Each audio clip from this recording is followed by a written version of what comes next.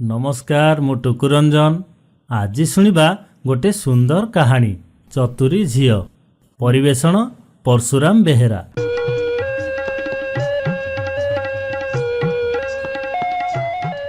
बहुदिन पूर्वे जड़े बुढ़ा थिला। तार थिला 12 वर्षर गोटे झियो। बुढ़ार सबू थिला, गोटे ओट, गोटे घोड़ा, गोटे गध। बुढ़ा पहाड़ को जाई काठ काटी आनी सहर रे बिक्री करे आउ घरर काम करे। दिने बुढ़ा ओट पिठी रे काठ बोझे करी बाजार को आसीची। जड़े मोटा जमीदार ता पाखकू आसिला, पचारिला काठर दाम केते? बुढ़ा कहिला 3 टंका। मोटा जमीदार जनक कहिला 10 टंका नियो। काठ तक जेपरी भावरे अछि ठीक सेहीपरि भावे आम घरे पहुँचई दियो। बुढ़ा आनंदरे राजी हेई मोटा जमीदार रो घर अगणा को काठ तक नहीं गला। बुढ़ा कथा अनुसारे जमीदार 10 टंका देला। तले काठ ओल्हेई देई चली आसिबाकू बाहरिछि तो एही समय रे मोटा जमीदार जनक कहिला ओटटा बांधी देई जाओ। बुढ़ा आश्चर्य हो गला, ओटटा तो मोर। मोटा जमीदार कहिला ओट समेत जेपरी काठ अछि मु सबू किणिछि, नहेले मु तते 10 टंका काहींकी देइथांती। से दुहिंक भितरे झगड़ा लागिला। शेषरे सेमाने विचारपति पाखकू गले। विचारपति बुढ़ा को पचारिले ए कथा कोन सत जे काठ जेपरी अछि तुमे याकू बिक्री करिछ? बुढ़ा कहिला हाँ, ओटर दाम तो 300 टंका। विचारपति कहिले किंतु काठ जेपरी अछि अर्थात जेपरी ओट पिठिरे थुआ हैछि सेहीपरि तमे बिक्री करिबाकू राजी हैछ। तेणु तुमे दोषी। तेणु ओट सह काठ भी जमीदार रो। मोटा जमीदार को ओटटा देई देई बुढ़ा कांदी कांदी घर को फेरिला। द्वितीय दिन घोड़ा पिठिरे काठ बुझे करी बुढ़ा पुणी बाजार को गला। पुणी सही मोटा जमीदार आसी हाजर। मोटा जमीदार पचारला काठर दाम केते? बुढ़ा कहिला 3 टंका। मोटा जमीदार कहिला जेपरी अछि सेपरी काठ को 10 टंका देबी। काली कौन घटिथिला बुढ़ा सेपरी सबू भूली जाई राजी हेगला। एथर बुढ़ा घोड़ाटा मध्य हरैला। दुखित होई घर को फेरिला किंतु झियो को कहिला नहीं। तृतीय दिन बुढ़ा गध पिठिरे काठ बोझे करी पुणी बाजार को बाहरिला। ता झियो ताकू कहिला बाबा काली आउ पहर दिन घोड़ा आउ ऑटो को कोउटी छाड़ी देई आसीच।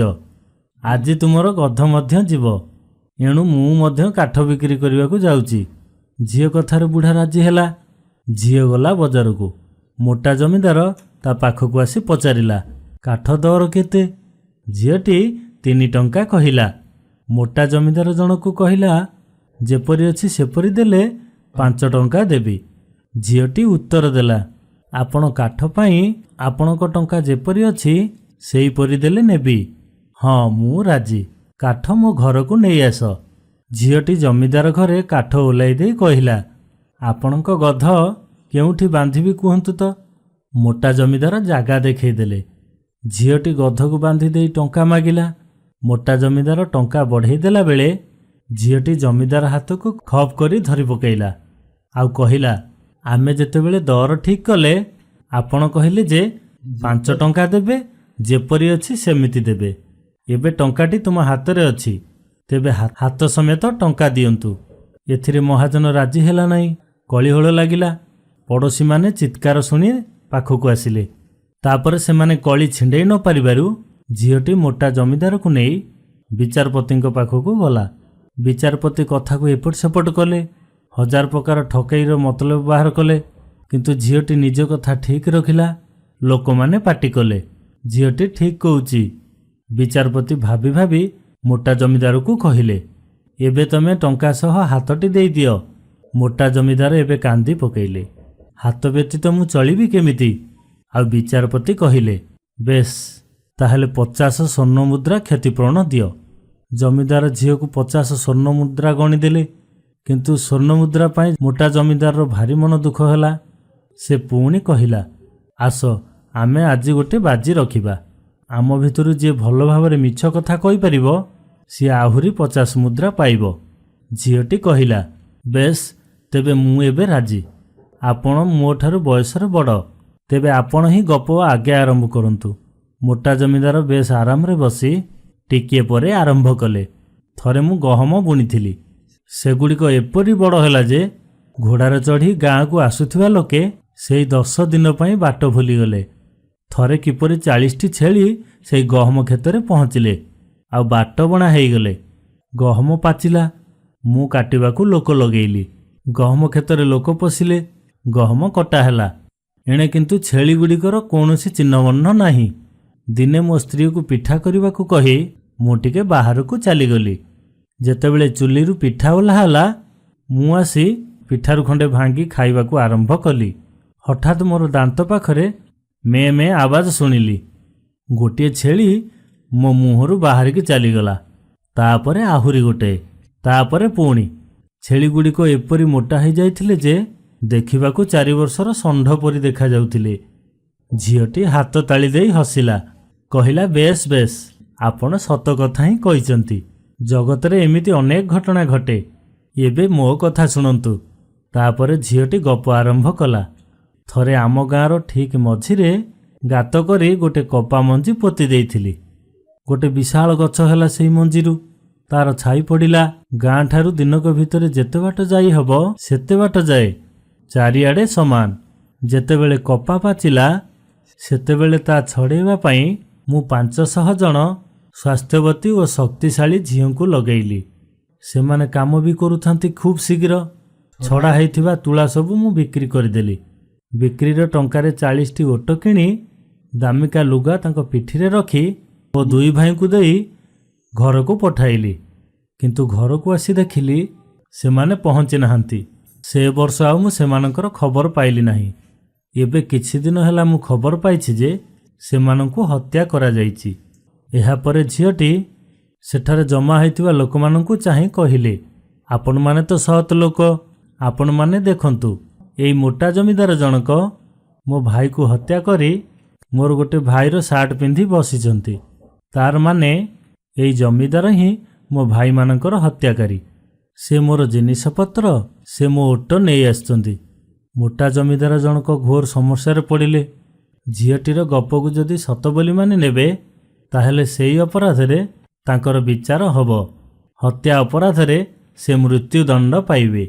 ଆଉ ଯଦି କହନ୍ତି ଯେ ଏ ଗପଟି ମିଛ, ତାହେଲେ ସର୍ତ୍ତ ଅନୁସାରେ ଝିଅକୁ 50 ସ୍ୱର୍ଣ୍ଣ ମୁଦ୍ରା ଦେବାକୁ ପଡ଼ିବ। ଏଣୁ ସେ ଗପକୁ ମିଛ ବୋଲି କହି 50 ସ୍ୱର୍ଣ୍ଣ ମୁଦ୍ରା ବାହାର କରି ଝିଅକୁ ଦେଲେ ଆଉ କହିଲେ, ଜୀବନରେ ଏଇ ପ୍ରଥମ ଥର ମୁଁ ଠକିଲି। ଝିଅଟି ତାପରେ ସଙ୍ଗେ ସଙ୍ଗେ ଓଟ, ଘୋଡ଼ା ଓ ଗଧ ନେଇ ଆନନ୍ଦରେ ଘରକୁ ଫେରିଲା। ଝିଅଟିର ବାପା ତାର ବୁଦ୍ଧି ଦେଖି ଆନନ୍ଦରେ ଆତ୍ମହରା ହୋଇଗଲେ ଆଉ ଖୁବ୍ ପ୍ରଶଂସା କଲେ।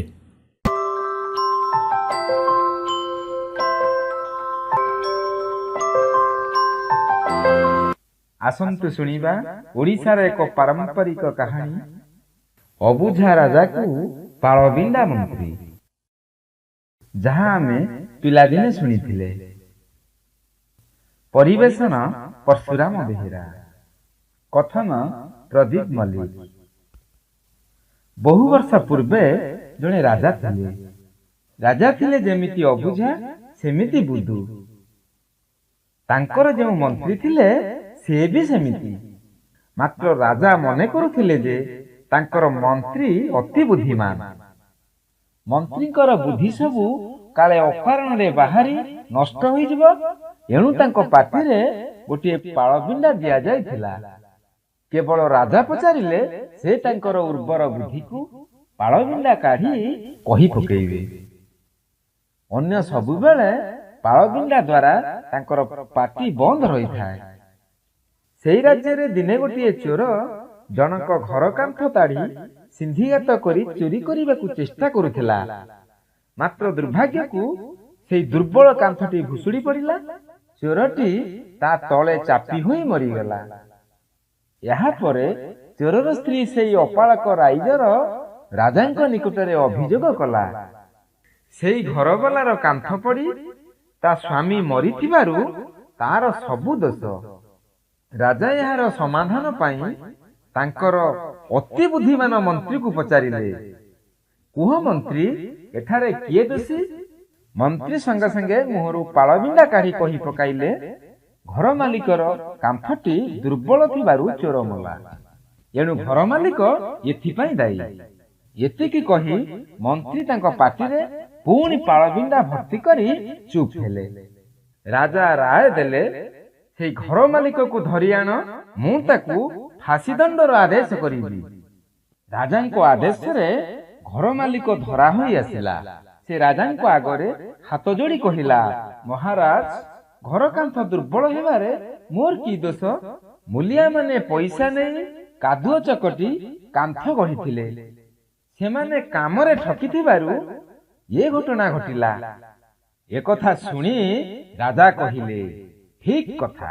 ସେ ସିପାହୀ ମାନଙ୍କୁ ଆଦେଶ ଦେଲେ, ସେ କାନ୍ଥ ଗଢାଳି ମୂଲିଆ ମାନଙ୍କୁ ଧରି ଆଣିବାକୁ। ଆଦେଶ ପାଳିତ ହେଲା। ମୂଲିଆ ମାନେ ଆସି ଦରବାରରେ ହାଜର ହେଲେ। ସେମାନେ କହିଲେ, ମହାରାଜ, ଆମେ କାନ୍ଥ ପାଇଁ କାଦୁଅ ଚକଟିବା ବେଳେ ଛାମୁକ ରଙ୍ଗଶାଳାର ନାଚବାଲି ସେଇ ବାଟେ ଯାଉଥିଲା। ସେ ନାଇଥିବା ଘୁଙ୍ଗୁରର ରୁଣୁ ରୁଣୁ ଶବ୍ଦ ଶୁଣି ଆମେ ସେଇଆଡେ ଚାହିଁ ଅନ୍ୟମନସ୍କ ହୋଇଗଲୁ। ଏଣୁ କାଦୁଅ ଚକଟିବାରେ ତ୍ରୁଟି ରହିଗଲା। ଏଣୁ ଆମର କିଛି ଦୋଷ ନାହିଁ। ଏକଥା ଶୁଣି ରାଜା କହିଲେ, ଠିକ ଠିକ, ତେବେ ସେଇ ନାଚବାଲିକୁ ଧରି ଆଣ।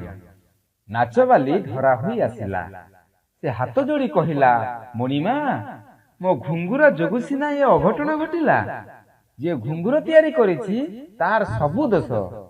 ଏଥର ରାଜା କହିଲେ, ଠିକ ଠିକ, ତେବେ ସେ ବଣିଆକୁ ଧରି ଆଣ। ସିପାହୀ ମାନେ ଯାଇ ବଣିଆକୁ ଧରି ଆଣିଲେ।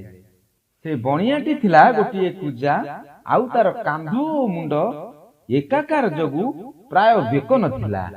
ଏକଥା ଦେଖି ପାଳବିଣ୍ଡା ମନ୍ତ୍ରୀ କହିଲେ, ଏଇଟାରେ ତ ବେକ ନାହିଁ, ଫାଶୀ ଦଉଡ଼ି କେମିତି ଲାଗିବ? ଏଣୁ ଯାହାର ଲମ୍ବ ବେକ ଥିବ ତାକୁ ଆଣି ଫାଶୀ ଦିଆଯାଉ। ଏବେ ରାଜା କହିଲେ, ଠିକ ଠିକ। ମନ୍ତ୍ରୀ କହିଲେ, ଆମ ନଗରୀର ସେଇ ମାଟି ଅବଧାନର ବେକ ଖୁବ ଲମ୍ବା। ତା ବେକଟି ଫାଶୀ ଦଉଡ଼ିକୁ ଖୁବ ଖାପ ଖାଇବ। ଏତିକି ମୂଲ୍ୟବାନ ପରାମର୍ଶ ଦେଇ ମନ୍ତ୍ରୀ ପୁଣି ପାଟିରେ ପାଳବିଣ୍ଡା ଭରି ଚୁପ୍ ରହିଲେ। ରାଜାଙ୍କ ଆଦେଶରେ ସିପାହୀ ମାନେ ଯାଇ ଅବଧାନଙ୍କ ଘର ପାଖରେ ପହଞ୍ଚି ରାଜାଙ୍କ ଆଦେଶ ଶୁଣାଇଦେଲେ। ଏମିତି ଅଜବ ବିଚାର ଶୁଣି ଅବଧାନଙ୍କ ମୁଣ୍ଡରେ ବଜ୍ର ପଡ଼ିଲା। ଯୋଗକୁ 2 ଦିନ ତଳେ ଜଣେ ସାଧୁ ଆସି ତାଙ୍କ ଘରେ ଅତିଥି ହୋଇଥିଲେ। ଅବଧାନ ତାଙ୍କ ପାଖକୁ ଧାଇଁ ଯାଇ ସବୁ କଥା କହିସାରି ପୁଣି ଶେଷରେ କହିଲା, ସାଧୁ ବାବା, ମତେ ବଞ୍ଚେଇବାର ଉପାୟ କରନ୍ତୁ। ସାଧୁ ସବୁ ଶୁଣି ସାରି କହିଲେ, ହଉ, ତୁମେ ଦରବାରକୁ ଯାଅ, ମୁଁ ନିଶ୍ଚୟ କିଛି ବ୍ୟବସ୍ଥା କରିବି। ଏହାପରେ ସିପାହୀ ମାନେ ଅବଧାନକୁ ଦରବାରରେ ପହଞ୍ଚାଇବା ପରେ ରାଜା ତାଙ୍କୁ ଫାଶୀ ଦଣ୍ଡ ଆଦେଶ ଦେଲେ। ଘାତକ ଅବଧାନକୁ ଫାଶୀ କାଠ ଆଡେ ଟାଣି ଟାଣି ନେଲେ।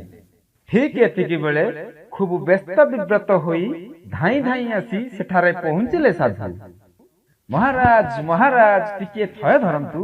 ସେ ପାପୀ ଅବଧାନକୁ ଛାଡ଼ି ଦେଇ ମତେ ଫାଶୀ ଖୁଣ୍ଟରେ ଝୁଲେଇ ଦିଅନ୍ତୁ। ଶୀଘ୍ର କରନ୍ତୁ, ଶୁଭବେଳା ଗଡ଼ିଯିବ। ସାଧୁଙ୍କ କଥା ଶୁଣି ରାଜା ମନ୍ତ୍ରୀ ସମେତ ସମସ୍ତେ ଆଶ୍ଚର୍ଯ୍ୟ ହୋଇ ସାଧୁଙ୍କୁ ଚାହିଁଲେ। ମରିବା ପାଇଁ ତ ଏମିତି ବ୍ୟସ୍ତ ହେବାର ଆଗରୁ କେବେ ଦେଖା ନଥିଲା। ରାଜା ମଧ୍ୟ ବ୍ୟସ୍ତ ହୋଇ ପଚାରିଲେ, କଥା କଣ ସାଧୁ ମହାଶୟ? ଶୁଭବେଳା ଅର୍ଥ? ସାଧୁ କହିଲେ, ସେ ସବୁ କଥା ଆପଣ ବୁଝିପାରିବେ ନାହିଁ ମହାରାଜ। ଶୀଘ୍ର ମୋର ମୃତ୍ୟୁ ବ୍ୟବସ୍ଥା କରନ୍ତୁ। ଏଥର ରାଜା ବିରକ୍ତ ହୋଇ କହିଲେ, ଦେଖ, ସତ କଥା ନ କହିଲେ କାହାରିକୁ ଫାଶୀ ଦିଆଯିବ ନାହିଁ ଏବଂ ଦୁହିଁଙ୍କୁ ନେଇ କାରାଗାରରେ ଠୁଙ୍କି ଦିଆଯିବ। ରାଜାଙ୍କ କଥା ଶୁଣି ସାଧୁ ବିଚଳିତ ଭଙ୍ଗୀରେ କହିଲେ, ମହାରାଜ, ମୁଁ ଯୋଗ ବଳରେ ଜାଣିଲି ଯେ ସ୍ୱର୍ଗରେ ଦେବରାଜ ଇନ୍ଦ୍ରଙ୍କର ମୃତ୍ୟୁ ଘଟିଛି। ଆଜି ସନ୍ଧ୍ୟା ସୁଦ୍ଧା ମର୍ତ୍ତ୍ୟରେ ଯିଏ ଫାଶୀ ଖୁଣ୍ଟରେ ଝୁଲିବ ସେ ସ୍ୱର୍ଗର ରାଜା ଭାବେ ଇନ୍ଦ୍ରପଦ ପାଇବ। ଏମିତି ଶୁଭବେଳା ପ୍ରାୟ 1000 ବର୍ଷରେ ଥରେ ଆସିଥାଏ। ଏଣୁ ମହାରାଜ, ମୋତେ ଫାଶୀ ଦଣ୍ଡ ଦେଇ ମୋ ସାରା ଜୀବନର ତପସ୍ୟାକୁ ସଫଳ କରନ୍ତୁ। ଏକଥା ଶୁଣି ରାଜା ଚିତ୍କାର କରି ଉଠିଲେ, ଆରେ ମୂଢ଼ ବାଜି, ମୁଁ ହେଉଛି ମର୍ତ୍ତ୍ୟର ରାଜା। ଏଣୁ ସ୍ୱର୍ଗରାଜ୍ୟ ଶାସନ କରିବାର ଯୋଗ୍ୟତା କେବଳ ମୋର ରହିଛି। ଅନେକ ଦିନରୁ ସ୍ୱର୍ଗରାଜ୍ୟ ଭ୍ରମଣ କରିବାକୁ ମୋର ଇଚ୍ଛା ଥିଲା। ଆଜି ତେବେ ମୋର ସେଇ ସୁଯୋଗ ଆସିଗଲା। କହୁ କହୁ ରାଜା ଫାଶୀ ଖୁଣ୍ଟ ଆଡ଼କୁ ଦୌଡ଼ିବାକୁ ଲାଗିଲେ। କହିଲେ, ଘାତକ, ଶୀଘ୍ର ମୋତେ ଫାଶୀ ଖୁଣ୍ଟରେ ଝୁଲା। ଘାତକ ରାଜାଙ୍କ ଆଡ଼କୁ ଫାଶୀ ଦୌଡ଼ି ନେଇ ଆସିବା ବେଳେ ରାଜା ପୁଣି କହିଲେ, ଆରେ ମୋର ଅତି ବୁଦ୍ଧିମାନ ମନ୍ତ୍ରୀକୁ ନ ନେଇ ସ୍ୱର୍ଗରେ ମୁଁ ଏକା ଏକା ଯାଇ କଣ କରିବି? ମୋ ପାଳବିଣ୍ଡା ମନ୍ତ୍ରୀଙ୍କୁ ଆଗେ ସ୍ୱର୍ଗକୁ ପଠାଅ। ସେ ଯାଇ ମୋ ଆଗମନ ପାଇଁ ସ୍ୱାଗତ ସମ୍ବର୍ଦ୍ଧନାର ବ୍ୟବସ୍ଥା କରନ୍ତୁ। ରାଜାଙ୍କ ପାଟିରୁ କଥା ନ ସରୁଣୁ କେତେ ଜଣ ସିପାହୀ ମନ୍ତ୍ରୀକୁ ଟାଣି ନେଇ ଫାଶୀ ଖୁଣ୍ଟରେ ଝୁଲାଇ ଦେଲେ। ତାପରେ ରାଜା ନିଜେ ଘାତକ ହାତରୁ ଫାଶୀ ଦଉଡ଼ିକୁ ଟାଣି ନେଇ ନିଜ ବେକରେ ଗଳାଇ ଦେଲେ। ଘାତକ ତୁରନ୍ତ ରାଜାଙ୍କୁ ଫାଶୀ ଖୁଣ୍ଟରେ ଝୁଲାଇ ଦେଇ ସ୍ୱର୍ଗକୁ ପଠାଇ ଦେଲେ। ଏହାପରେ ସେଇ ବିଚକ୍ଷଣ ସାଧୁ ସେଇ ରାଜ୍ୟର ରାଜା ହେଲେ ଓ ଅବଧାନ ମନ୍ତ୍ରୀ ହୋଇ ମହାସୁଖରେ ପ୍ରଜା ପାଳନ କଲେ।